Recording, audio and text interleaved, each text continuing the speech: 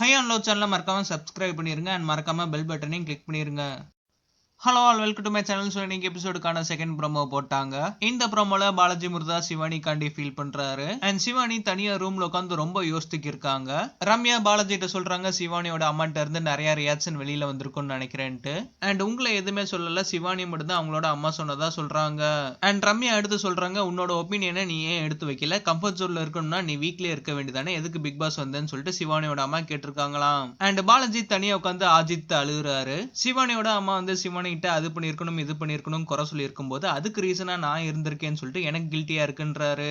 And Balaji அடுத்து சொல்றாரு, எதுவுமே எனக்கு கேட்காம போனது ஒரு மாதிரி இருக்குன்ட்டு. ஒருவேளை சிவானியோட மதர் சிவானி மட்டும் திட்டிட்டு பாலாஜி கிட்ட எதுவுமே பேசாம போயிருக்கலாம். சிவானியோட மதருக்கு என்ன வருத்தம்னு பாத்தீங்கன்னா, சிவானி அவங்களோட ஒப்பீனியனை எங்கேயுமே எடுத்து வைக்கல, அவங்களோட வாய்ஸ் கேட்கவே இல்லை.